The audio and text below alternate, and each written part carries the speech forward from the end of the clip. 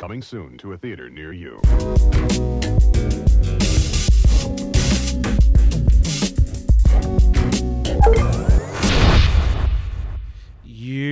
This is episode 10 of the Real Ones podcast, and you are here with a couple of real ones, myself, Mr. Marin, and my man RB3. What's going on, RB? Man, not much, man. You know, we just back on another grind. I hear that, man. It's just so. What have you been checking out lately? I know.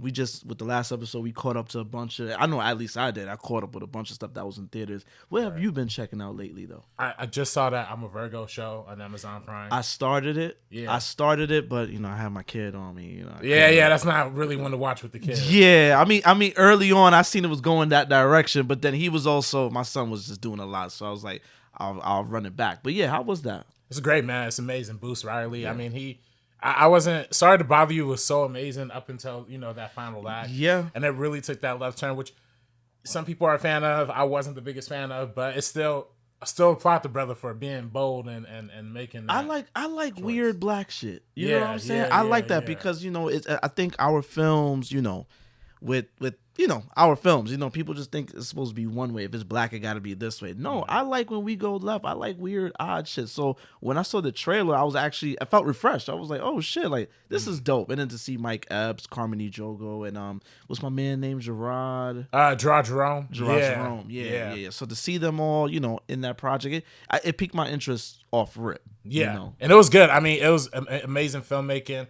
It's the whole idea of like if you haven't seen the trailer for it, it's about Gerard Jerome. He's playing like this 13-foot, 19-year-old black man, and it's just crazy how they filmed it. Apparently, they didn't use that much CGI at all. It's a lot of like that forced perspective stuff from like Lord of the Rings. And, they use like puppets and all this other crazy weird filmmaking. So shout out to them for making it look as good as it ended up looking. It's a real genuine superhero satire. Like a lot of times when you see superhero satire, a lot of people think like Deadpool. That's not satire. That's more like parody. You know what I mean? They're more making fun of it, but they're not like poking in at the issues. But this in particular is more of just like other Amazon series. Like they have The Boys, they have Invincible. Which I got to get into The Boys. Like I'm late. I'm so late to the party. Yeah. But I know people that love The Boys. I still haven't really checked it out. It's good. It's not like the best superhero. When you watch I'm a Virgo, it really does.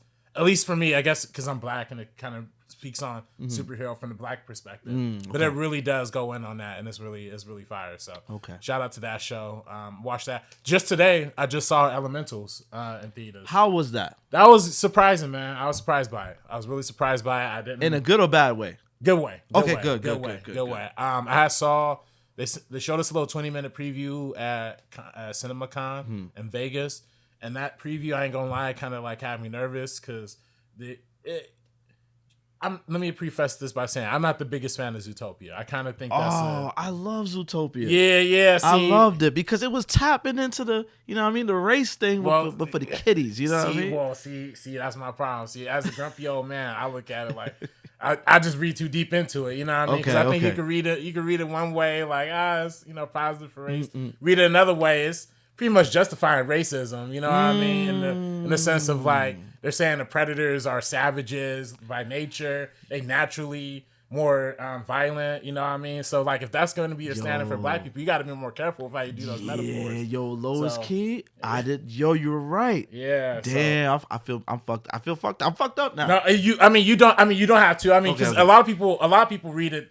I feel like that's the correct way to read it. It's like it's a positive example. You know what I mean? I just look at it like I'm just the ultimate cynical. You know what I mean? So I just look at Disney. I'm like, yo, man, these white guys make this thing about the animals. They ain't know. That's what they do. They low key slip. No, this is positive. We're gonna slip in a little something. So we're gonna make the I guess the thing for black people is gonna be the savages, right? Let's slip that in there. Let's leave a little bit in there for them. Yeah. You know what? I feel you. I'm about to run that back. With my woke mind. I'm woke now, yo. I'm about to run that back. Go ahead.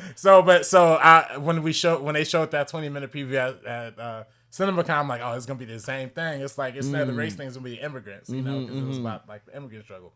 And I was kind of hating. I was like, nah, this ain't gonna be it. I did. I was wrong. It was okay. It was sweet. It was like a nice little romance comedy. It does touch on the immigrant struggle in that same kind of way that it does address the issues, but it doesn't there's no villain. I think my problem with Zootopia is that they kind of have like a good guy, bad guy kind of mentality to the animals. And this one, there is no like outright villain. It's just like people being people. Okay. And so to me, it felt a little bit more natural.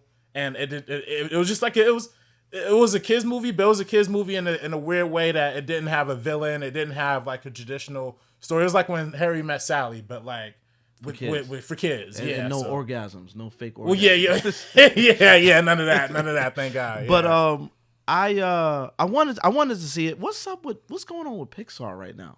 See, because it's of course the right wing, the MAGA folks, they want to tell you everything is going woke. That's why everything is failing. Everything is going woke. But really and truly, I don't even really see much promotion. It's just like they burying these films almost. You know what I'm saying? Yeah, I mean, Strange World isn't Pixar, but I saw the same thing with that rollout. It really started with the joint. What's the joint with the blue people? It came out like mid-pandemic. Oh, Onward. Yeah, before the pandemic hit, it was promoting that. The promotion was light. It was just kind of like let's just get this out. I'm like, why they not really? I don't see that same push. Like, what's going on? Yeah, I mean, I feel like they had some misses, bro. Like, I think they just do all their stuff on Disney Plus. I feel like that was the biggest thing during the pandemic. Which, and in the time, it was a okay strategy because nobody was going to the movies. You had these films done, give them for the kids, for the families. But I do, Luke, and by the way, I think those were the right movies to throw. Luca was not like the greatest Pixar film. Right. Soul was good. I wish Soul would have had a better opportunity to like. They should have pushed that one back and like held it out. But yeah, they should have. In my perspective, you know what I mean. They should have dropped. They just picked the wrong ones to drop on Disney Plus. They put Lightyear on theaters, and they put what'd you think about Lightyear? It was alright. I mean, it was all right. It was like a perfect 6 out of 10, 5 out of 10. Yeah. Somebody told me it was propaganda. It was like they think it was propaganda. It was like, what they touched on. They touched on one part. I was like, all right, but then they was talking about like the whole war soldier thing. I'm like, yeah. I don't know. Like you said, that's reading too deep for me. That's reading too deep. Yeah, I just couldn't even. I kind of fell asleep in that movie. I ain't gonna lie, and I saw that one early too. So yeah, but that one. But that's what I'm saying. They could have put that one on Disney Plus, and they had that Turning Red joint that was actually good. I love that movie. Yeah. They should have put Turning Red and Soul in theaters. Left Lightyear on Disney Plus. Left Luca on Disney Plus. Left all those other ones on Disney Plus. And then they could have, because Elementals was good. If they would have, they just have to build up momentum with good movies again. They haven't had a good movie in a long time. Well, they said that I read today that Toy Story 5 is coming. Woody and Buzz Lightyear again. Now y'all beating a dead horse. All right, like y'all kind of low key ended it perfectly in 3. 4 was like, all right. Y'all stretching it, but we'll take it. Now all right. 5, you're ODing now. Come on now, you're ODing now. Give it a break. Like now you starting to. Also, while we on the topic of these distributors just forcing shit. Remember what I said last episode? Yo, WB, y'all gonna pay for y'all sins, bro. Now they just announced that they're gonna sell their movie music publishing, which includes titles like Purple Rain, Batman films, something from Casablanca, like big titles for Warner Brothers. $500 million. Yo, they broke on the cheap. Yeah, yo, they broke on clearance. Yeah, that's some crackhead shit. That's some. You know what I mean? You mean your Batman, Purple Rain, like the iconic stuff? You taking that shit off the back? That's off the back of the truck. You know what I'm saying? Yo, what's going on with y'all, man? Then they said that they spent upwards of like $1 billion on the Flash. It named like a few titles. Yeah, but the next 4 DC films with between Shazam, the Flash. Blue Beetle and Aquaman 2 is between 1.1 and 1.2 billion that's being spent on production and marketing. They are not making that shit back. They not. I mean, they're not making that shit. The Flash is already looking like it's gonna be. It might not hit 200 million with that one worldwide. I mean, it might not at least domestically. Right, because it actually is doing worse than Green Lantern did back in 2011. And that was bad. Yeah. Oh my god! I went to go see that for free, and I still feel cheated out of my money. Like that was Green Lantern was terrible, dog. I hated Ryan Reynolds for a long time because of that movie. Yeah, dead ass. Yeah, but yo, fresh out of Hollywood, we hear that Angela Bassett's going to receive an honorary Oscar. Oh, really? Hey, I mean, that's right. That's what's up. Like, you know, shout out to Queen Mother Angela. Yeah. You get your Oscar. You know, finally you get your gold. You know what I'm saying? But we know what you. Come on, we need the real one. It should have been a competitive Oscar. Yeah, we need the real one. But maybe it's a stroke of luck because remember when Spike got his, he ended up getting his actual Oscar not long after. So hopefully, Queen Mother Angela, hopefully you get your love. You know what I'm saying? Yeah, I didn't really get to see anything in theaters. You know, I'm actually prepping for a trip to New York. I'm actually leaving like a couple of days. That's what's up, man. You know, I was just checking, looking at some screenings that might be going on over there. I might try to, shimmy over to that. You know what I'm saying? Man. That's the way I do it. But yeah, man. What else you saw? You said you saw. I saw that Asteroid City too. Yeah. What you think about that, man? Man, it's alright. You know what I mean? It's just Wes Anderson being Wes Anderson. You know what I mean? Just mad pretentious. Yeah, man. I'm telling you, like I said the last episode, anytime I see his trailers, anything, it's not inviting. It's just kind of like, you're not the cool kid. You can't watch this. You won't get it. You know what I'm saying? Yeah. I'm looking at there's certain scenes. I seen Scarlett Johansson like in a window, but the way it was framed, it's like, come on, man. Like, what we doing, man? Like, you can't just do regular dialogue. Like, why you got most of the house in the frame and she's just like, it's just too. You putting too much thought into some of these shots, bro. I dare you to just shoot your film, dog. Like, you know what I'm saying? Shout out to Wes Anderson. There's people that really like him. It's just very off-putting for me. Yeah. And it's sometimes it's good, sometimes it's too much.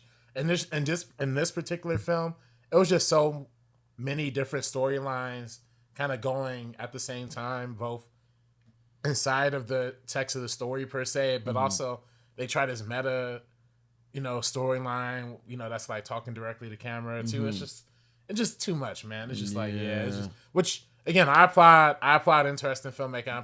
I applaud interesting writing. Of course. But it's just like when it gets too heady, it look like you're just doing shit just to do it. Artists, You know what I'm saying? It's like you're not even really putting thought behind it. You just like, yo, I wanna look cool. You know what I'm saying? Like, yeah. Chill with all that, man. Yeah. Kill that noise. Yeah. But this episode 10 of the Real Ones Pod, we was actually talking about video games and film adaptations of video games. So I was a few weeks ago I saw Mario. I saw the Super Mario movie, and I kind of went back and started revisiting the original joint from '93. And I believe, if I'm not mistaken, that's the first video game film. Is it really? I believe so. Wow. I wouldn't doubt it. That's the one with Bob Hopkins. Yep. And, yep. I forget the other. John Leguizamo. That's right. John Leguizamo. Was that before Street Fighter? Yes, it was. It was the year before Street Fighter. So and it just had me thinking. And then with the current renaissance, it's I guess a renaissance of like video game films. So you got the Sonics, the Super Marios, and stuff like that. It kind of getting a little boost, and the reputation is getting better. Yeah. You know what I'm saying? Because I remember years ago it was like they announcing the IP that they're gonna make a film for some video game. It was like you kind of just went into it kind of like, oh boy, like how they gonna fuck this up? Right. But I remember when Super Mario came out. This was like '93. I was like 5, going on 6. Yeah, I remember when that came out, and I remember just being lost. I was like, it was not bright like the damn video game, and it was like they had them in this weird, almost Blade Runner kind of city with these like futuristic, but almost dark, like steampunk. Yeah, steampunk. There you go. Like very dark. You had Dennis Hopper, esteemed actor Dennis Hopper, playing the Koopa. It's just like King Koopa, right? And it's just like, bro, where's the dinosaur? But then the dinosaur appears. This is an actual dinosaur. It's just like, nah, this ain't working for me, fam. Like this shit was for kids. Like I don't know how you expect the kids to tap in. Like it looked so radically different from the game. Right, and I think that's why the video game movement has been so detached from fans and critics, because I hate to say it, where I feel like book adaptations, you should have more artistic freedom. Right. Really, with video games, you should probably just stay closer to the script. Yeah, stick to because it's already a visual medium. It's already a medium that relies on a lot of the same aspects that cinema relies on. It just has that interactivity element. But if you take out that interactivity, then you should still have a functioning story. And sometimes movies don't. We're going to talk about examples of like movies that they kind of got more creative, like Gran Turismo is coming out later this year. That's more creative adaptation. Yeah. But the best ones are always the ones that stick closer to the video game. Absolutely.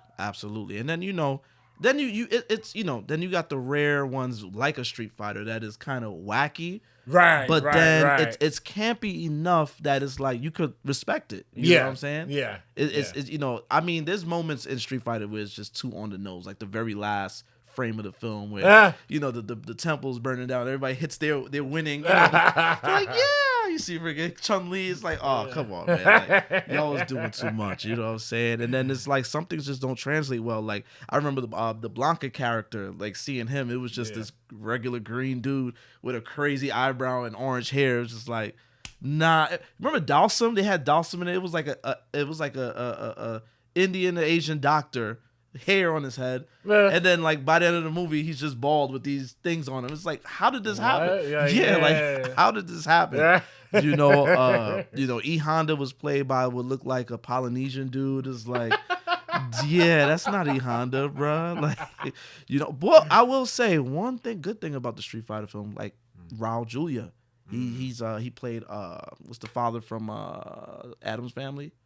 Gomez, yeah. He played Gomez, and they said that he signed on to Street Fighter because, his kids played the game, so he was just like, I want to do something for my kids, and he was dying, and nobody knew at the time he was dying. Really, he was dying of cancer. Really? Oh, he passed away shortly after. Yeah, I don't even think he got to see the film come out. Really? Yeah, oh, wow. I believe it's dedicated in his honor. But he plays M. Bison, and he's like having fun. Like he is in his bag. Just every line delivery is just grand. It's just, he's camp. He's all in. Yeah. You know what I'm saying? Then you got your man, Jean-Claude Van Damme playing American guy with the wild accent. It's just like, but like Street Fighter is one of those films that it might be okay. It might be like, oh, it's fun to just throw on and just watch. But the behind the scenes stories is much more interesting. Okay, so I don't know too many of the behind the scenes. Well, I mean, it's salacious shit. Really? Jean-Claude Van Damme doing coke, having an affair with Kylie Minogue, who played Cammy. It's just a lot of messy shit behind the scenes. You know what I'm saying? But I remember that's another movie I remember seeing it again. It was just like you said, game. Game shit is a visual media of its own. So it's like if you kind of, like you said, you got to stick to the script because you fall in love with the idea of what you've been seeing with the game, you know what I'm saying? So it's like the film has to reflect that, you know what I'm saying? But I feel like Mortal Kombat, Street Fighter were like in that same vein of like campy. Yeah, I don't like Mortal Kombat. 95 Mortal Kombat. Yeah. Oh, you don't like 95 Mortal Kombat? It was. I mean, at the time, it was cool. It was like, then it had the song Mortal, iconic. Right. But I just feel like it's one of the films that with time, I think nostalgia got people hooked onto it. Like people love it. I really enjoyed the reboot. Oh, the new one. I came enjoyed out in that. 2020. I enjoyed that one much better because, for one, Mortal Kombat, the original one was PG-13. Yeah. What the game? If you was alive when Mortal Kombat came out, all right, that was like controversial as like they was having Senate meetings about it. Like the game was gory. Like that was crazy. So when the movie's coming out, you thinking, I mean, I was only 7, but still I'm like, I kind of want to see the gore. I want to see some fatalities, and it didn't have none of that, man. Really? I was just disappointed. Yeah. The OG really was like pretty clean, pretty sterile. It was like a studio movie. Yeah. Pretty straight through. Yeah. It did it had a little bit of that cheese factor, but it also took itself a little more seriously. A little bit. Than Street Fighter did. Like you said, well, going back to Street Fighter, I think the Claude Van Damme casting, that's like the big star joke casting a little bit. Yeah. You know what I mean? So like, and Mortal Kombat, I don't know if they really had a big star in that one as much. Yeah. Really. So it wasn't really. There's a lot of C-list actors, just like the reboot, Lois Key. Yeah. I mean, and that's fine because I think if they had it would have been distracting if they had a big actor there. Yeah. You know what I'm saying? That would have been way too distracting. Yeah.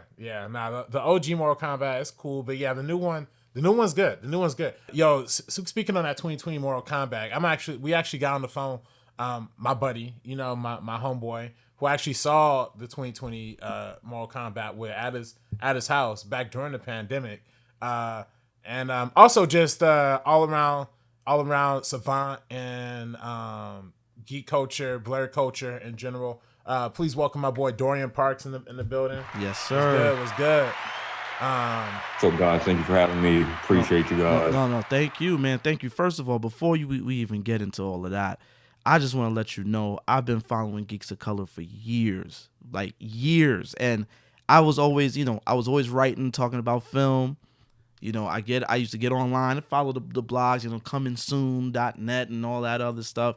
Shout out to Shadow and Act. They do the whole black film thing. But when I wanted to tap into like pop culture, the burgeoning at the time, the burgeoning whole, the Marvel thing was coming up. I used to tap in with Geeks of Color. This was the site and the social platforms I used to tap in. So, just shout out to you, brother, for actually inspiring me, because actually seeing that led to me wanting to do this that I'm doing right now and whatever I'm going to do going forward. So I just want to thank you first and foremost. Yeah, I appreciate that, man. That truly means a lot hearing you say that. So I truly appreciate every word you just said. So thank you again, dog. Like that's amazing. So just seeing from where we started to where we're at, and just wanted to continue to grow and hopefully get you guys, like, just keep working with y'all. Like, I'm excited for the future of it. But yeah, appreciate it, man. It's been a lot, but I'm proud of what we're doing, and I'm excited to see what we do next. Yeah, man. And it's great because we don't see a lot of people of color doing stuff like this, or whether we're banished in our own communities in some aspect. Because I know with me, with my friends, it's just kind of like John is into that shit. He into that Batman shit, that so shit. Like, you know what I'm saying? Or which has happened to me before, I've gone into spaces where there's white folks that's deeply into the stuff, and here I come trying to talk about Star Wars, whatever, and they just kind of like, anywho, right, they gatekeep it. Yeah, so it's just great to see you create that space for us, and again, thank you, man, thank you, and thank you for being here with us in this conversation. Yeah. Oh, no problem at all, dog. Yeah, man. So we were talking about Mortal Kombat. I saw that at your crib. Because we was what was he doing, the live tweets for that, for Geeks of Color? Oh yeah. Did you like the new Mortal Kombat? Yeah, dude, I dug it a lot. I mean, like, it had some flaws here and there, but as far as like adapting a video game movie and bringing it to life, especially like trying to make it rated R and realistic, a little bit more grounded, I thought it was a solid like first step into the world to like get people like, all right, I think we got a Mortal Kombat universe. Like right now they're filming they just started filming the second one, and like the director already, he put out a tweet. He was like, hey guys, we heard your complaints from the first one. We're gonna, like, we're passionate about it, so I'm excited to see what they do in the second one. But yeah, for the first one, like overall I thought it was a pretty solid like video game like adaptation, especially like just from the video game movies we got in the past. So right. But what did you think about it? Yeah, I was just saying the same thing. It's like, I remember being on Twitter and everybody, again, because nostalgia clouds everybody. They saw the 95 Mortal Kombat and they just lived with that, and that, it could never be better than that, according to some people. And it's just like, this one actually was, like you said, a little bit more grounded, more true to the game. And I'm just like, yo, like, how can't you love it? First of all, the choreography is stupid. Yeah. Stupid. Yeah. And it's like, we getting the gore and everything. This is on brand from MK, man. This is what we came for. And a lot of people, like I said, they were clouded by nostalgia, and they were just kind of like, it's whack. And but I think it was like a nice, it's like dipping your toe in the water just to kind of get started. You know what I'm saying? And then you create a whole new universe, and it's only gonna grow from here. So I loved it, and I am really looking forward to whatever they're doing next with the sequel. Yeah. Nah, same. And I think especially like with the first one in particular, like you said, them introducing, I think some of the complaints you heard was like them using Louis Tan's character as like a original new character that wasn't introduced in the lore before, but they kind of did that as like, just like he's the viewers, he's the surrogate for the viewers, like yeah, like. So I see what they like. I understand like the complaints there, but I also see what they're trying to do for like fans who are like they've heard the name Mortal Kombat, but they're not too familiar with it or whatever. So I think they did a good job of like trying to find a balance at least. But hopefully, like with him being part of Scorpion's lineage, like I think they'll have like something better for him to do in the second one. Because originally I thought they were gonna like pull a 360 and like maybe make him Johnny Cage in the second one, like give him the name at the end or something. But now that they confirm, like, yeah, there's gonna be like actual Johnny Cage. Like they haven't revealed a casting or anything, like, but I'm looking forward to it. But yeah, man, I'm optimistic about what they'll do with Mortal Kombat. Like it's a not, I feel like a resurgence for video game movies, but just like during that time, I feel like it was, because I haven't believed like for HBO Max, like there were a couple movies already like on the platform itself, but that was when it released, because they did the theater and streaming day, the same day type of thing for. Yeah. But when they dropped it, like I don't know what the current record is, but it was like at that time it like exceeded the record for like most streams watched on for HBO Max original movie. So the video game love is there, like, and shout out to the marketing team too. It killed it. Yeah, facts. That yeah, that's right. It did do day and date with their. I forgot about that. Yeah, the whole HBO Max. Yeah, I ain't gonna lie. Mid pandemic, I snuck to Arizona to go watch Tenet. I was. Oh really? Me and Dorian snuck over to Vegas. Yeah. Me and I Dorian was definitely. I put that shit in my close friends. I was like, don't tell nobody. Yeah. I was definitely sneaking. But let me ask you. Bro, that crap was loud as hell. Yeah. I had to rewatch again. I was like, I can't hear anything in there, bro. Yeah. I don't even know what I don't know what that movie was about to this day. Yeah, I'll be honest with you. I don't know what that movie was about. 3 years later, still trying to piece it Shout together. out to Nolan, you know what I mean? But all right, you know what I mean? But yo, Dorian, let me ask you, what's your favorite video game film adaptations? Ooh, probably for me at right now, like it's probably gonna have to be Sonic. The Sonic franchise is probably like my favorite video game adaptation at the moment. Right.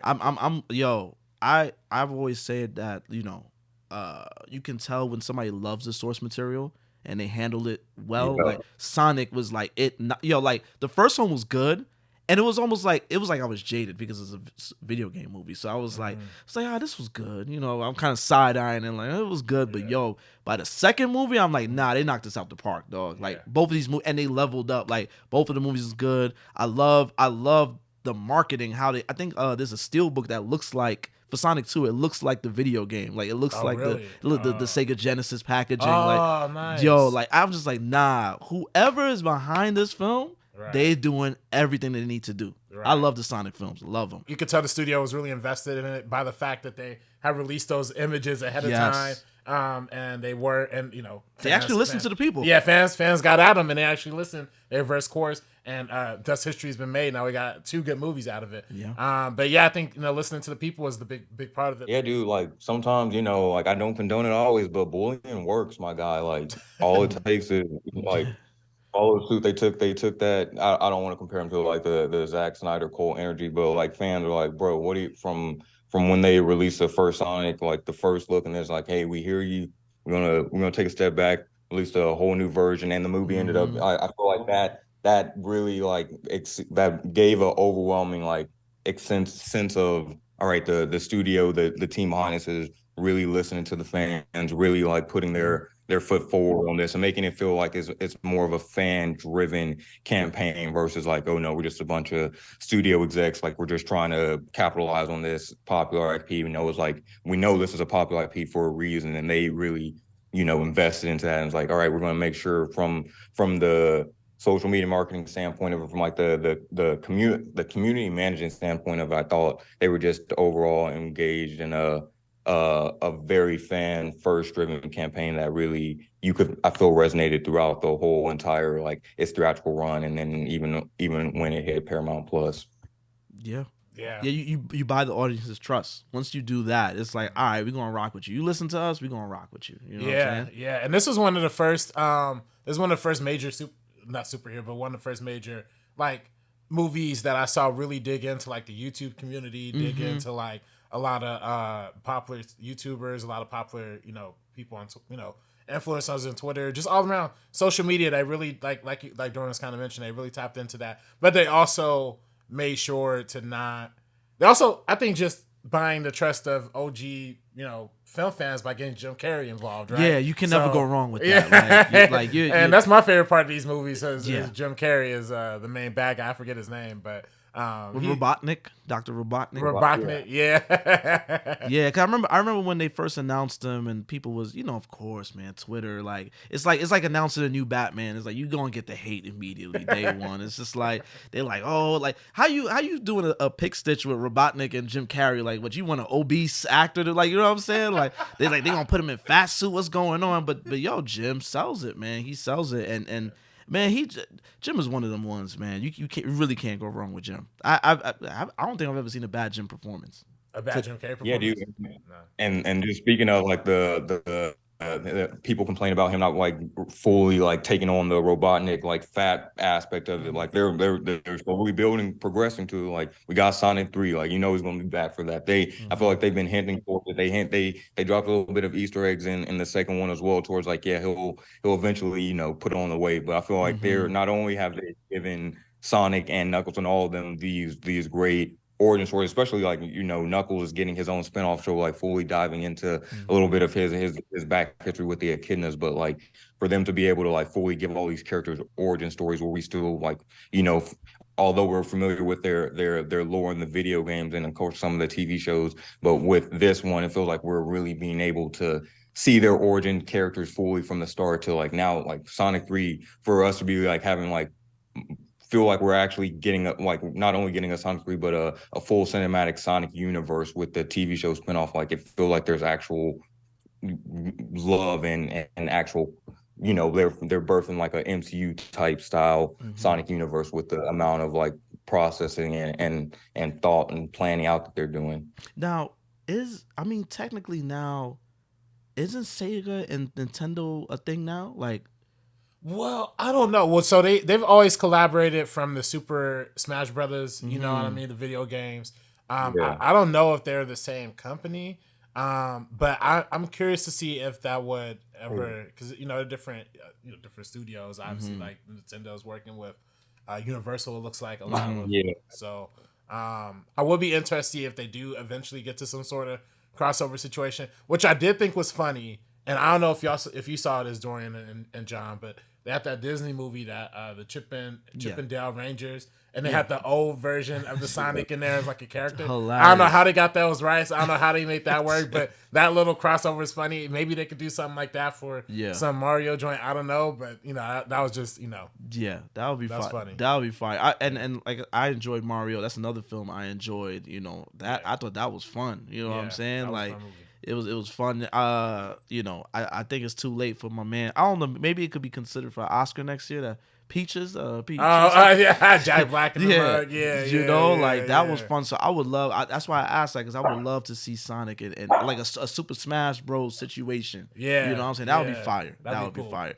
And what I really loved about the Mario film was it was just full of Easter eggs. It was like, yo, if you love Nintendo and the history, like there's just everything for you. Like just looking at the street signs, this little references, deep cuts to old ass games. You know what I'm saying? Like I loved Super Mario Bros. Man, that was. We needed that after that first film. God damn, you know what I'm saying? Yeah. No, they definitely because they needed a more faithful adaptation. But I think the faithful adaptation aspect of it, Sonic definitely popularized. I think and also, you mentioned that Jack Black as that Peaches. We didn't even mention Idris Elba as Shadow. That's right. In Sonic 2. Which, by the way, I gotta say, what I think is compelling before we fully jump into Mario real quick. I think what's super compelling about the Sonic and the Shadow powers is how fast they move, but without it being like super speed. I think somebody on Twitter made this point about Dash and the Incredibles, but how there's much more visually interesting if the character, you can kind of see the character in relation to the rest of the environment. If they're moving about as fast as a race car, you know, like Dash or like Sonic. But, you know, with the Flash and with, you know, a lot of these other speedsters where they're moving so fast that everything's kind of standing still, it's cool, but I do kind of like that old school, like just moving fast kind of motion. I don't know what y'all feel about that. Oh yeah, no, I didn't. You know, I never really thought about it like that. But that was that's an interesting take. But yeah, no, I get it. I just like the action in these Sonic movies. You know what I mean? So and shout out to some color being in Sonic, man. You got Tika Sumpter, you got Shorty from that's right, Insecure. You know what I'm saying? Shamar Moore was in the second one. Yeah, like, Shamar Moore. Yeah. Have some color up in there. So that's another thing I dug completely. Yeah. But real quick, Dorian, did you have anything else on Sonic before we move on? I'm just excited to see where the future of it goes, but I think just in general, like for fans, I thought the campaign, especially we were talking about it earlier, but with them using social media, I think it was one of the first, especially first like franchises to really use Discord as a way to like really reach out to the not only the Sonic fans but the gaming community as well, because you know Sonic, like the video games being a big part of Sonic's lore, like we were able to tap into a whole bunch of different markets and stuff like that or communities on Discord. So I really thought that was a really nice addition to their to the overall campaign for like really reaching the Sonic fans where they're at. Yeah, man. Yeah, and you know, it's the reason why those films were successful. It's the reason why they worked. If I'm not mistaken, I think the Sonic campaign or Sonic 2 campaign might have won an award. If I'm not mistaken, for their marketing. So you know, a lot of good people working on these movies, man. And they do but before we get out of here, before you get out of here, Dorian, what's your thoughts on Mario?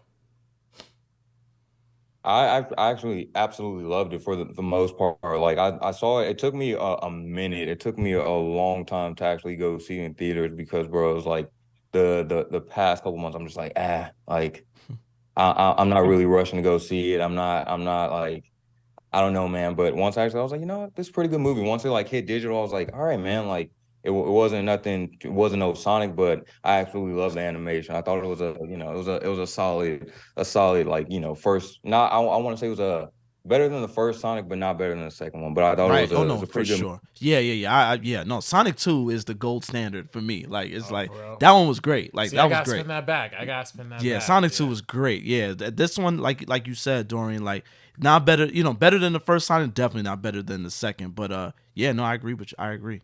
Yeah. But visually though, I will give it as like I will say like animation style. You can I don't want to compare them to too hard as much, specifically just because Sonic is more of like a hybrid where there's like a little bit more live action and stuff infused, where Mario is just a complete animated film, like visual, like I'm blanking on the overall company. What's their name again? The same company that makes Illumination. Illumination, yeah. Their animation style like is beautiful, but I, like as far as like compared to Sonic, story wise, like I got to give it to Sonic, but animation wise, I don't know that some of the visuals in the Mario movie were breathtaking, but I don't know, it's hard, man. I'm excited to see what they do with both, but my heart is always going to be blue. Yeah, I hear that. I feel that. Man, Dorian, thanks for joining us, brother. No problem, dog. I appreciate you having me. I should have been on a long time ago, but if anytime you guys want me on, I'll swing past, man. Just let me know. Nah, for sure. Thank you for popping up. You know, thank you for just thank you. So man, thank you. So we'll check in with you. Hopefully we could, you know, hopefully we have more time. We could do another conversation another time. But again, thank you. Yes, sir. Y'all have a great night. All right, man.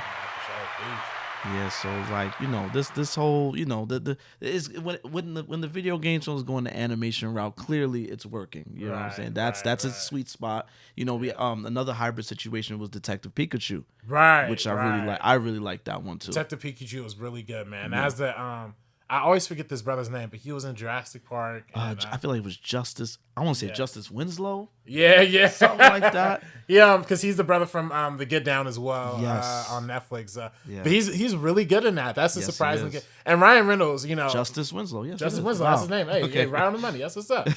He's good. He should be in more things, man, because he has that little he has a like nerdy charisma to him that's kind of appealing. He's you know, I didn't see it.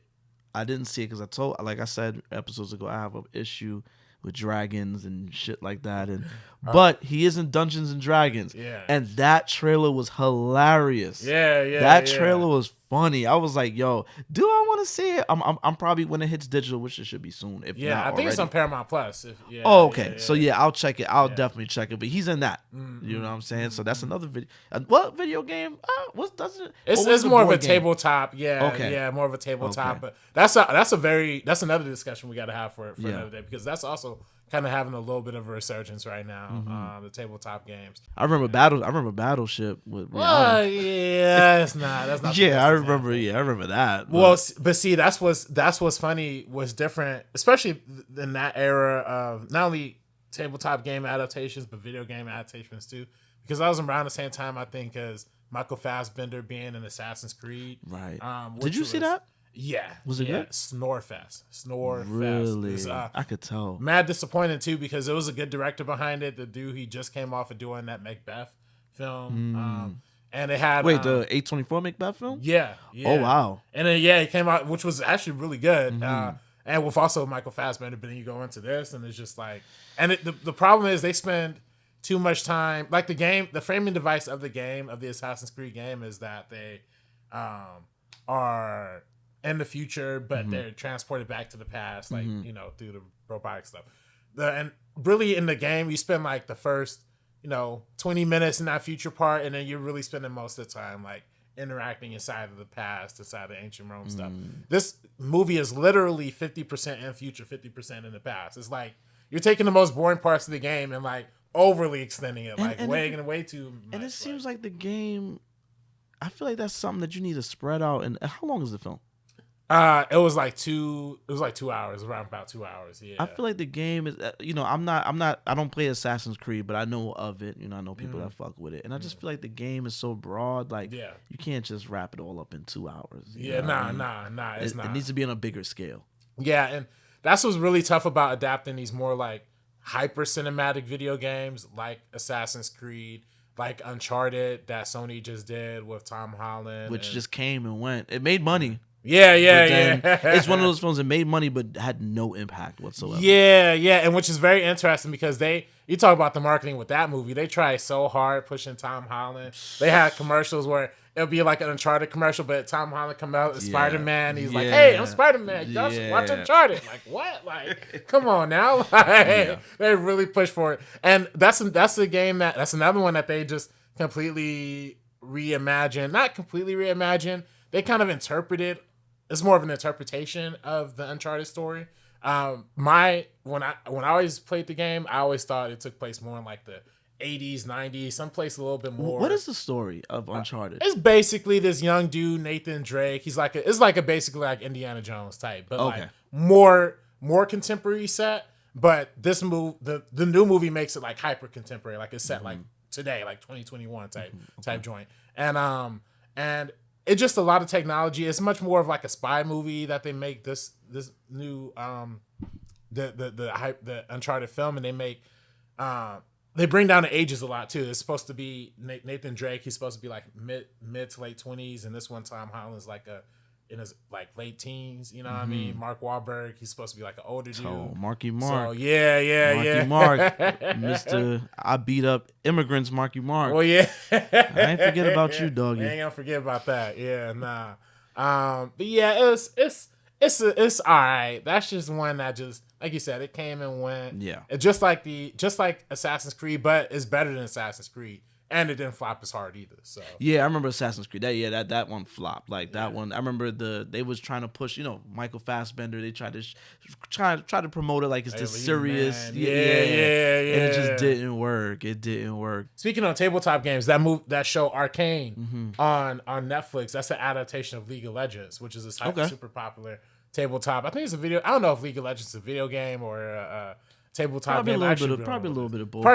You know what I'm saying? Yeah. Maybe it popped on the tabletop and they turned it into a PC game. Which I think was the situation with Dungeons and Dragons as well. Right. True. But yeah, that's another one that is animated and people really, really love. So if they really want to stick to true to the heart and the soul of the games, y'all don't even have to really change the format all that much. Just adapt it straight with the medium that the game kind of because listen, man, whenever y'all try to take the live action and go too on the nose with it, like I mentioned earlier, Street Fighter, House of the Dead, that's the Uwe Ball, I forget where he's from. Yo, he is terrible, fam. I remember I rented that joint at Blockbuster, like whenever it came out, like 2001 or whatever, and they were legit cutting in scenes of the game, like when the zombies was like, there was like in certain scenes they would cut that in, and then this was when Matrix was the Matrix, and everything needed to be a 360 slow mo pause shot, and then there was a part where like they're shooting a gun and like they in midair they like freeze, and it's like a 360. It was terrible, dog. Yeah. Terrible. So it's like, it was just like, y'all were doing too much with all that stuff. Just kind of stick to the script, like you said. Stick to the script, keep it going that way. You know what I'm saying? Like, you can't go wrong. Now that you're seeing Sonic and Mario Bros. And then, Arcane and all these other, these other examples that's kind of leading the way, just do that. I was accidentally on the gas. Unless you want Johnny Law to give you a one-way ticket to Who Scout, let's move. No one else can hear him. Get some good voice talent. Don't get some no names behind it. Like, I think to me the best part of Detective Pikachu was Ryan Reynolds. as Detective Pikachu. I didn't even know who does the voice of Sonic, but he's good. But but Ryan Reynolds is that voice. Like he adds that little extra like juice and attitude to it. I know people crap on Chris Pratt as Mario, but for that version of what they were doing, it works. That New Yorker trying to be Italian guy, it works. You know what I mean? So because you really want hits. Do you really want that? Like, nah, like come on, the whole. I want an Italian. Like just keep it real. Like he from Brooklyn, Italian American. Like it's good. That's it right there. Yeah. But that's been the story of video game, film adaptations for a while, man. Like I feel like. Now that I think about it, were there any good ones prior to recently? Like, really good ones? What? There's a hardcore Resident Evil fan base out there, for sure. Yeah. Hardcore Resident Evil fan base, especially. But even with that, like, it kind of veered off from the original story. Like, but then again, now you're playing onto familiar territory with, like, Night of the Living Dead, the same old zombie tropes, you know what I'm saying? So I guess maybe they had to make a little make a little, adjustments. Yeah, more trained. Yeah. But I tapped out after, I think I saw now I think about it, I think I only saw the first one. Yeah. I know at one point Ashanti and Mike Epps was in one, and then all I did was check to see if they survived, which they did not. So that's all I ended up checking for online, but I didn't watch the movie. You know what I'm saying? Yeah. No, they were actually. I mean, I watched them growing up. I haven't seen them literally in like decades. But I stopped at 4. Resident Evil 4 was that's where I got to. They're fun action movies. Yeah. They're much in the vein of like Blade. Or just things of that nature, but just with zombies. So it definitely is. Like you said, it got over the top, but it definitely laid the bricks for things like Walking Dead, things like just a lot of the more horror genre stuff that we become familiar with today. But then they tried to do a Netflix show recently, right? And that they did, They tried to reboot it recently too. They did a whole movie that was like a reboot, really. Like Resident Evil something. So it was like a complete reboot. But that one kind of came and went too a little bit. I feel like the games, like especially the more recent games, is much more cinematic now. I feel like those is doing the job the movie was supposed to be doing. Yeah, exactly. I mean, and going back to that hyper cinematic video games, I feel like they just figured out how to adapt those, like with The Last of Us on HBO. That's the one. That's the one video game property that really played out really well, and so good. Yeah, because they realized they stick very close to the story of the game. It was very much like in the same vein and ilk of the game. Change slightly, but expanded. I think that's the biggest part. Is like they took the elements of the game that we really hadn't seen that much of and really added their own spin to it. So I think that's the ultimate key. If you could take the game, take what works, but then expand upon what works, and make that your spin on it, then I think that's the avenue that could really work and really go. Do you remember the Final Fantasy movie? Oh yeah. When they tried to do, because I remember I used to shout out to Electronic Gaming Monthly (EGM). I used to collect those magazines like monthly, and I remember reading an article in there, and it was like, yo, if this pop, we about to just make movies with like CG, like hyper realistic, they was, but that one just came and went, man. It didn't do what it was supposed to do. Yeah. Which is interesting because like they're interesting game franchise. I've only really played Final Fantasy IV as a video game. What I will say, that same company, Square Epic, has made my personal favorite video games that I would love to see adapted one day. Disney, if they'll ever do it. Kingdom Hearts. Oh, Kingdom Hearts. Yeah, man. If they would just get deep into that would be great. That would be crazy if they could do that. That would be crazy. That would just be the ultimate. And to be fair, Wreck-It Ralph is a little bit of what Kingdom Hearts is, just with more wacky and things of that nature. But if they were really truly to do like a full on like anime / like Disney film, which is going from world to world, like that could be, or a series. I would probably work better as a series, honestly. Yeah. But it again, I feel like video game adaptations, they don't all have to be live action. They could be animated. You know what I mean? They could really stick to anime. Now, what movies would you like to be? I know you just mentioned one. Nah. Is there any other like games you would like to see turn into a film? Guillermo del Toro, he's been trying to develop this video game called Shadow of the Colossus for the longest time. Okay, it's like a fantasy game that's like following basically one hero, like moving through like this fantasy forest, and like these giant rock monsters like have to help him along the way, and then he has to develop like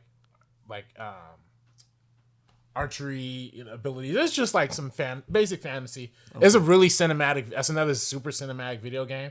And if Guillermo del Toro just had his hands on it, I just think that would be super fresh too. I know like this will never ever happen, but you remember Spike Lee's segment in Inside 2K? Man? Yeah, or no, in NBA 2. Do you play NBA 2K? Oh, yes, living the dream. Yeah. Chill with your man FOF, frequency vibrations. That was Spike, his names, like the names he gives characters is like, Flipper Purify and Jungle Fever. Frequency vibrations, dog. Like, but it was good. It was a good story. It was good. You had, again, we spoke about it before, Dom Pagnotti was back in it. They're playing the agent. You had, oh God, what's her name? She played his sister.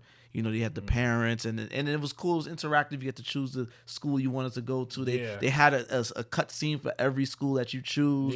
They had the recruiters. Remember, they had the recruiters in it, in the middle of the journey. It was like a cut scene that would be the recruiter talking to you about whatever school on some He Got Game shit. That was fire. See, you want to see that turn into a live action film? Yeah, why not, man? You know what I mean? That'd be just a funny. It was funny though, seeing it on YouTube. Like people create the characters, and it's like a white boy.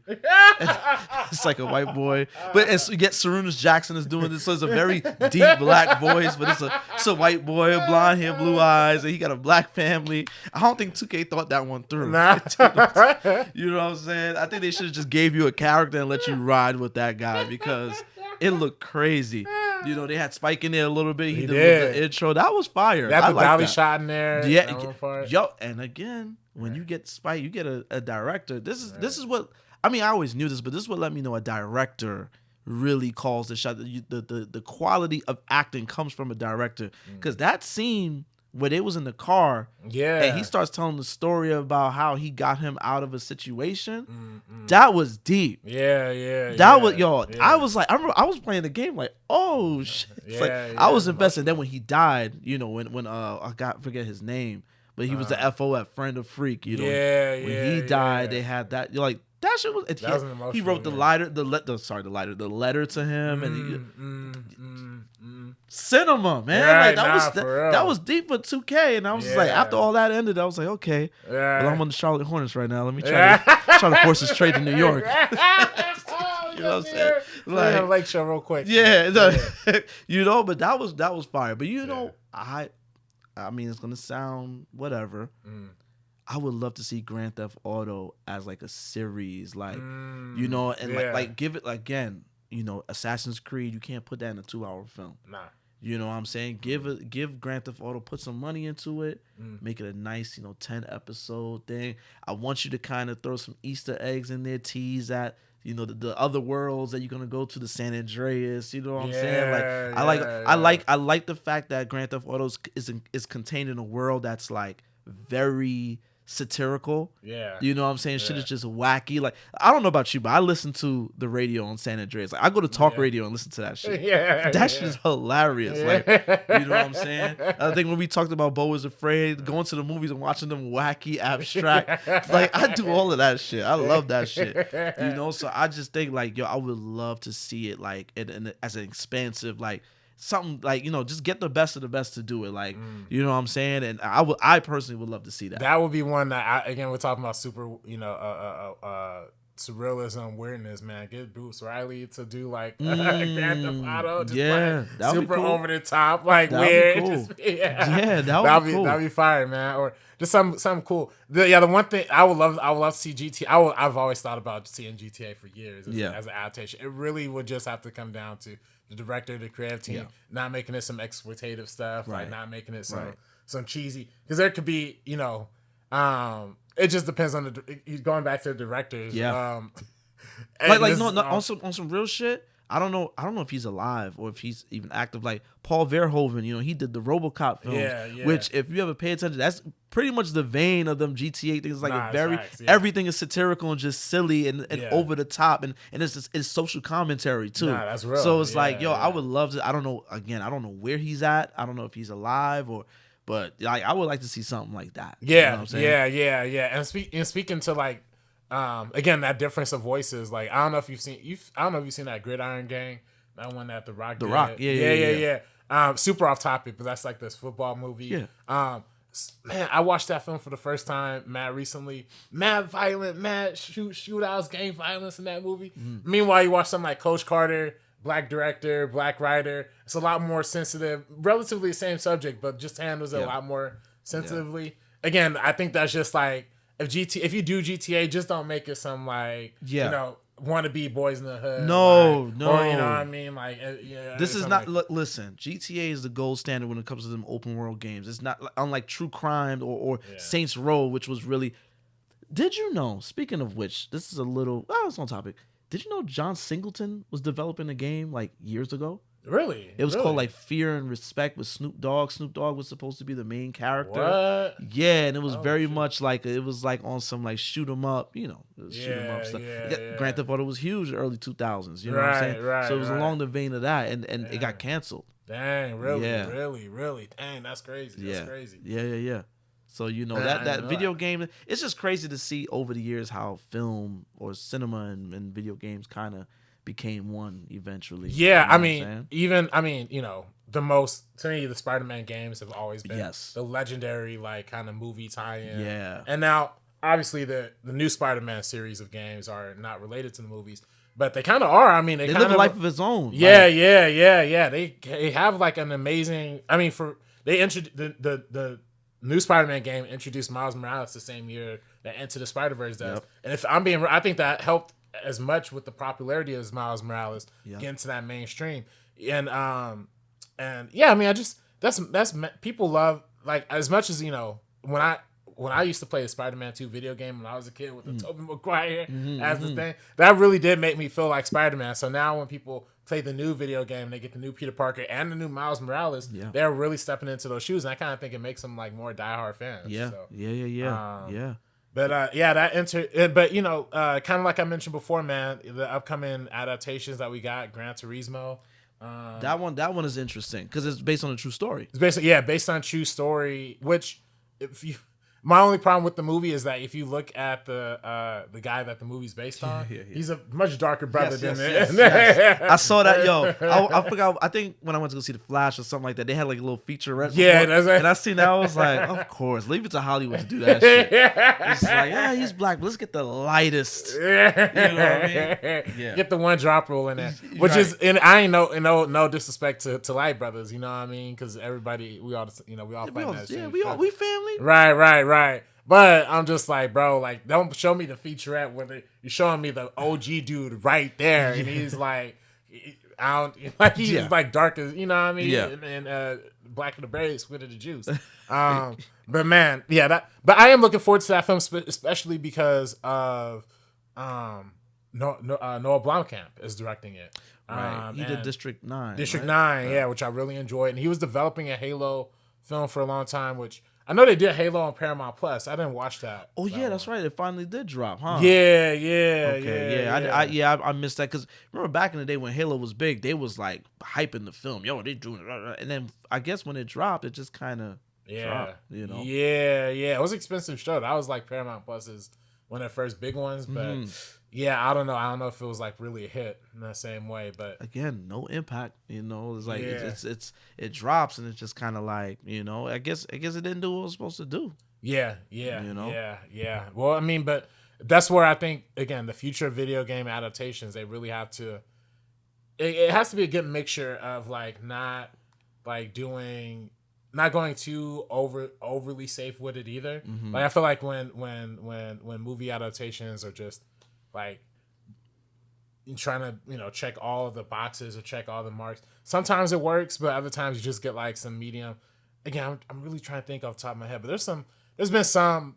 I mean, it's been most of the movies that we've seen. I've just kind of just been middle of the road. You know, it's either been worst to middle of the road territory for a lot of years. It really hasn't just. That's why I was like, yo, like I think for the first time, like this, like the more recent ones are like the first ones that like I seen people like unanimously kind of like, yo, this is good. Yeah, you know what I'm saying? It's been so long. I mean, we have years of the Double Dragons. You know what I'm saying? The Uwe Ball films. You know, Postal, Alone in the Dark. You know, and it's just become a joke. You know what I'm saying? It's just like, you know, and. Yeah, it's been so long. You know yes, shout out to the Silent Hill fans. Shout out to the Resident Evil fans. Again, I hope the Gran Turismo is a good adaptation. Because I don't know if that's actually from PlayStation. Because PlayStation has their own production company now. Oh yeah. Well, Sony. Sony. Well, even Sony. But yeah, they even Uncharted was like through the PlayStation like production company. Really? Or something like that. Like that, a little logo before they. Oh, excuse me. So I mean, I don't know if they do something. God of War. That's another one that would be a really good movie adaptation. I remember hearing something. I think I read earlier today that they was trying to develop it with The Rock. Oh. I guess, man. Develop it with Batista, man. Yeah, come on, man. Come on, man. Like, come on, son. Like, stop playing yourselves. Like, especially if you know the material's gonna get deep. You ain't gonna get deep shit with Rock. Come on, man. Come on now. You gonna try to put a Kanye song in there or something? Yeah, or you gonna be raising the eyebrow before you use the axe to, you know what I mean? It's just like, all right, bro, we get it. The WWFE was a long time ago, bro. Like, the step up, you know. Whereas Batista, he's a character actor, so you might get something deeper with him. You know what I'm saying? That's true. But I will say, all of Hollywood does owe The Rock an apology because we went for almost a year calling Black Adam a flop, but the Flash is about to do half the Black Adam numbers. So, but it's better than Black Adam. Yeah, I mean, at the end of the day, I ain't apologizing for shit. That shit is way better than Black Adam. You know, mediocre and all. That Black Adam shit looks crazy. Like I saw some scenes. It's like, oh no, I am not watching this. You know what I'm saying? Like The Rock was doing too much. You know, we're gonna take over the hierarchy of the DC. We're listening to the fans, and then I heard he was like shunning stuff like Shazam. It was like, yo, come do a cameo in Shazam. He was like, nah. Yeah, you know what I'm saying? He was really on. He was flexing. Hey, so now your ass is cashing Fast and Furious checks again. That's what happens. He was doing too much. You know what I'm saying? But no, I'm not apologizing to The Rock. No way, that's not happening. I could do without another Rock. I liked him when he was a wrestler and all, but as an actor, it's just no. It's not. I don't need no deep Academy Award winning performances, but damn, give me something else. Right. You know what I'm saying? Everything. More than the jungle background with him in that brown T-shirt. You know, he did Jungle Cruise. He did Jumanji. Tabletop. That's a tabletop. Yeah, that's another tabletop joint.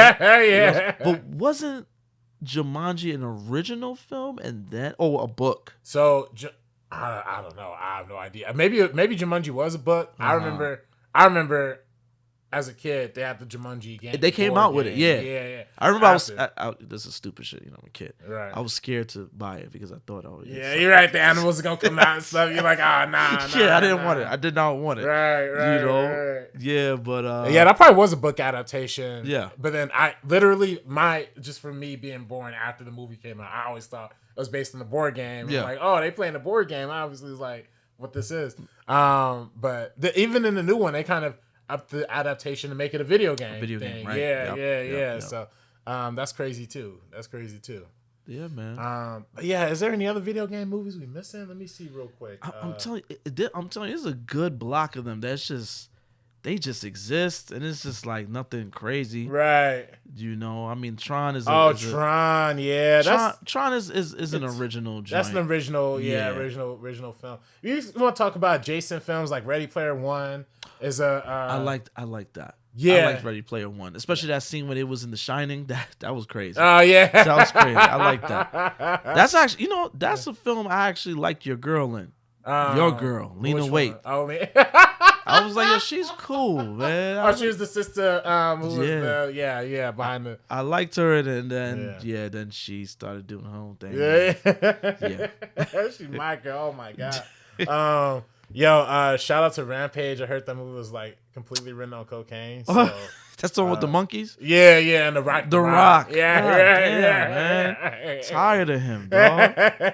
Warcraft. That's right. Yeah, Warcraft. That's another one. That's one of the Big mediocre flop. ones. You know what I mean? Flop. One of the mediocre ones. Gamer was like it's like adjacent. It's like a video game adjacent. It's like Gerard Butler. He like inside a video game, but it's actually like Ready Player One. Yeah, exactly like that. Basically, they go House of the Dead. Yeah, House of the Dead. Yeah, Yui Bowl. Yeah, man. I think we covered most of them. It looked like we covered the ones we could even bother talking about. Though. Right, like, it's just like Prince of Persia. Real quick, man. I went to Prince of Persia I forgot about this. I used to like that game so much, bro. But man, I should have knew. Red flag should have been. Why they don't have a Prince of Persia with Jake Gyllenhaal? Jake Gyllenhaal, the whitest name ever, playing. Son, they piss me off whenever they do that. Remember Gods of Egypt? Oh yeah, with Christian Bale. Oh man, Gerard Butler was in that too, I believe. Oh for real? Oh nah. Poor Chadwick was in there. That was a check Chadwick cast. You know what I'm saying? Right. He wanted to work with Ridley Scott or something. Yeah. The DOA. Yeah, they did do a film for DOA. That was like that super horny fighting game. It was like I remember seeing. It was like the early 2000s. These they used to just render girls with big boobs and just like they're doing volleyball and just the boobs. The boobs is just bouncing and then it's like a fighting game. They made a movie for that with like Jamie Presley. Oh really? Oh shoot. Yeah, it's like right here. Oh, that one. Oh damn, I missed that. Okay. DOA. Yeah. Shout out to Tomb Raider with Angelina Jolie. I saw that, the first one I saw. Yeah. And it didn't really do nothing for me. Yeah. And then the second one came out, and that one really came and went. Like that one bombed. Like it was just like, you know. Yeah, Tomb Raider. I just feel like all them video game movies for a while was just a cash grab. Like they didn't even really try to do anything. Oh yeah. Mortal Kombat Annihilation, terrible. Right. Dante's Inferno. An animated epic. Not again crazy on Google. I'm just gonna take this off, but they put Black Mirror Bandersnatch on here. Whoa, is that the one with the interactive joint? Yeah. Yo, that one was wild. Your man Anthony Mackie and Yaya, they some freaks, dog. Yeah. They was lying in that joint. They ended up falling in love with each other, right? Yeah. Nah, dog. Nah, fam. That was different, man. Yeah, super different. Yeah. That was different. Yeah, I'll definitely close Google. But I forgot about that. Yeah, that's too much. Well, one more Ryan Reynolds shout out, Free Guy. Actually, I didn't see that. I heard it was good. Actually, decent. That's actually decent. Now that's someone that's like that's the definition of like some corporate studio comedy. Like let's get all the references we can. Like kind of situation. Yeah. It's fine. Okay. But I Free Guy is Ryan Reynolds again. He knows how to do these little movies. It was Green Lantern as well, but you know, Blade Trinity made me hate him too. I did not like Ryan Reynolds for a long time, man. I remember when Deadpool came out. My boy, it was President's Day. I remember that I was off from work, and my boy was like, "Yo, let's go see Deadpool." And I was like, "Wait, that Ryan Reynolds cat, isn't it?" Oh, I can't. I start slamming. I was like, "Nah, bro, give it a chance." You know what I'm saying? And then I went to go see it, and I was like, "All right, like this was good." And then I lifted my Ryan Reynolds hate. Yeah, just a little bit. A little bit. You know what I'm saying? Do you, I mean, I know there's a large portion of the internet that are just hating on these movies right now. Like, do you still feel like they kind of hold up? Like, which movies? The Deadpool films. Wait, people hate Deadpool films? Yeah, now it's like, you know, now it's pretty much like the cool thing to hate on See, Deadpool. man, the internet is not real, dog. Like, y'all ain't touching soil. Y'all ain't touching grass. Like, y'all just, the shits was cool. Like, y'all wasn't in the theater. We was all laughing. I had fun with Deadpool. I think Deadpool 2 kind of stretched it a little bit. I think they did a lot with Deadpool 2, but it was fun, man. I like those. Look, man, I ain't listening to that, dog. Yeah. What are they saying about the Deadpool films? They're saying it's safe, you know what I mean? It's How you gonna say it's safe? But then when Marvel got the rights, you was like, oh no, please don't change it. These movies are so edgy, leave it. So is it Uchiwali or is it one mic? Like Hope said. Is it Uchiwali? Is it, which one is it? Y'all just be all over the place with the internet. You know what I'm saying? Yeah. You know what I'm saying? Like, you know, way off topic. The Chris Rock thing now, like, oh, black people never like Chris Rock. Says who? What are you talking about? And it's the same people that used to be, oh, everybody hates Chris as my childhood. And now it's like, oh, he made comedy for white people. Since when? Like, come on. Like, yo, the internet is crazy, dog. You know, no funny shit. Like, a lot of people be clout chasing, bro. Yeah. A lot of people be clout chasing. You know what I'm saying? Like, you know, like I'm in the Prince community. I'm in the Knicks Twitter, Prince Twitter. I'm in that, and I see people. Everybody wants to be the Knicks GM. Everybody wants to say, oh, this is best for the team. And they pushing agendas, and everybody want to be the number one fan. They want to be the one. Like, I'm the biggest fan. Same thing with the Prince community. Yo, Purple Rain is trash. This is better. Like, it's like, all right, fam. All right, dog. They need to do this. All right, fam. That's why your ass ain't working in that realm. That, you know, you on the internet with opinions. You know what I'm saying? Like, yes, Deadpool's safe. What you mean? Like, yo, man, I ain't hearing that, dog. The internet is weird, dog. Like, I love the internet, I love social media, but it get weird sometimes in situations like that. It's like, all right, fam. Like, all right, bro. I like them. I like the films. Nah, they cool. I think I did like the second one just a little bit more than the first one. Just because Domino I liked a lot more. Oh yeah. Zazie, you need to take a shower, by the way. Stop talking about you two every 3 or 4 days. Yeah, you two finding out be taking showers, girl. That's a week. That's crazy. Yeah, man. come on, girl. I think I saw her in Brooklyn one time. She's very pretty in person, by the way. Like, shout out to Zazie Beats. I like her. Yeah, is she married to a white dude? No, I mean, again, no offense. You know what I mean? Hey, that's a prerogative. Love is love. Bro. Yeah. But when you ain't showering, that makes sense though. Yeah. She on that man, she like one of them elementals. She must be dating the water boy. You know what I mean? Yeah, like, man. Bad for something, but I don't know what's going on, man. But I hopefully, hey, listen, if we get more Sonics, Marios, and even Gran Turismo, even that one looks pretty cool. And I have faith. I think Neil Blomkamp is a good director. You know, Gran Turismo kind of falls in that new category of films that are like about the making or the process of making something, like Air.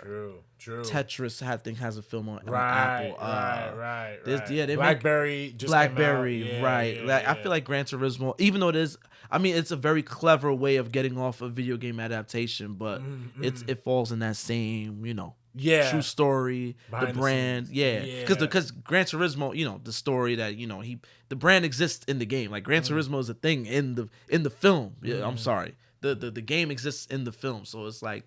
Yeah, it's like one of those things. I do want to see it though. I've been seeing they promoting the hell out of it because I see featurettes and trailers every time I go to the movies. So I definitely want to check it out. Yeah, and again, I think Neil Blomkamp is even besides District 9, he did Chappie, which a lot of people hate online. Very opinionated. I remember that. Yeah. I remember that. But I actually like that movie, and Elysium is good too. I hope he has a chance to come back in Hollywood because he was even going to adapt. He has some. Alien. Movie adaptation. Sigourney Weaver's on record. She's like, "Yo, I'm not coming back to the franchise. I really wanted to work with Neil Blomkamp." Yeah. You know what I'm saying? Yeah, So that says a lot. Like, it says a lot. You know, you getting the trust of the actors and stuff like that. You know what I'm saying? So you doing your thing, bro. Yeah, man. But hey, man, I don't know. Oh, they have Five Nights at Freddy's that's coming out. I'm not familiar with that game though. That's like a PC game, no? It's like a PC like horror game. Yeah, my daughter talks to me about. She doesn't play that game, but for some reason she knows about it. So she's always talking to me about it. She's like, "Yeah, they're making a movie about it." I'm like, okay. Right.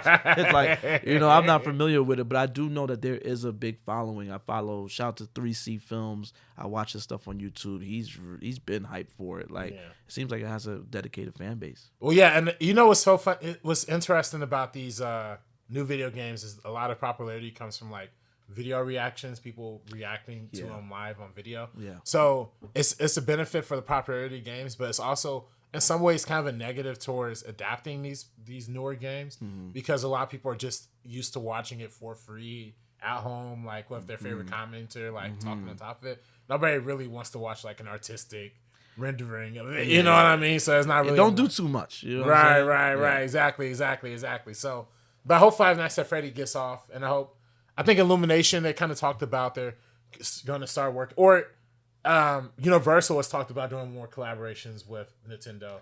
Well, because I heard for a while Nintendo was very like, they were like real tight with their IP, and now with Super Mario, I'm pretty sure they're like, look, do whatever you want to do. Right. Well, apparently, I think would actually be kind of dope because Universal owns both Illumination, but they own DreamWorks, and I think some people have been speculating like, yo, they're gonna keep Mario in the Illumination world, but do a Legend of Zelda with DreamWorks, right? And that would be cool because DreamWorks obviously gave us How to Train Your Dragon, which I really enjoyed. They did Puss in Boots recently, so they could really get creative and fun with a Legend of Zelda game. I feel like if they had the rights to that'd be dope. That'd be, I remember Zelda when I was younger. I just never really played it, but I've never played it either. I have no idea what's it about. Link is the name of the dude. I know he shoots arrows. Yeah, you know that's what I mean? it. Got a little green fit. You know what I mean? Blonde hair. That's all Princess. I know. Yeah, that's it. Yeah, but listen, I'm all open for a film, put me on and bringing me into that world and making me kind of be like, oh shit, maybe I do want to go back and play the game. Yeah, you know what I'm saying? So yeah, man. Yeah, man. That's it. Yeah, that's it, man. And what you got coming? Anything you looking forward to in the next coming weeks? I know Indiana Jones is about to come out. Yeah. So you skipping that, right? Yeah. I still, like I said last episode, I still need to go back and watch them. I really want to give it a chance, just because I just want to see. I want to see something. You know what I'm saying? Right. Mission Impossible. When is that coming out? Is that the end of this month? That's July 12th. Okay. I think. So yeah. I already got my tickets plugged in for that one now. Okay. So yeah. Okay. So I'm gonna look for that. Yeah, man. But yeah, this is episode 10 of the Real Ones podcast. Shout out to Dorian from Geeks of Color for tapping in. You know what I'm saying? Real quick, real quick. But we'll definitely try to do something else later on. Yeah. We're gonna take a little break. We're gonna recalibrate, recharge, and we're gonna come back harder for episode 11. So I am Mr. Marin. You can follow me on Twitter at MrMarinKnows. Same thing on Instagram, and also Real Talk Film Society, REEL Talk Film Society on Instagram. You can follow me on Twitter and Instagram at Director RB3. And if you're in LA on July 12th, that's the day Mission Impossible is coming out, but that's also the day. Yeah, Tom Cruise can wait. Yeah, Tom Cruise can wait because I got not one but two movies showing at the Michelle Film Festival. This on July 12th. One is of course In the Static. You see right here. That's gonna be at 2:50. Okay. And then we have the comic shop that I did with Cheyenne. Yes. Walu. Excuse me. This is gonna be at 5. Damn, brother, you bit your tongue trying to say that name. Yeah. African names, you know what I mean? So that's gonna be at 5:30. So make sure it's in downtown LA at the Regal LA. If you have a hard time getting tickets, let me know. DM me, whatever. But if you're in LA, put the link for the tickets. I put the link in the description. Yeah. Come check it out. Support my man RB. I worked on those films with him. That was a great experience. So definitely support that. I might see y'all there because I'm gonna be there. I might see y'all there. So yeah, Mr. Marin, RB3 signing out. We're going to take a break. We'll be back soon with episode 11. We promise. We definitely will be back. We love the comments. We've been hearing the feedback. Shout out to somebody, somebody on one of the episodes was just like, yo, it's like listen to the cool kids talk about film. Hey. That's what's up. Like that's us. We are them. Yeah, we them. Yeah, so yeah, man, episode 10. We'll holler at you. We'll see you Coming when we see soon you. to a Peace. theater near you.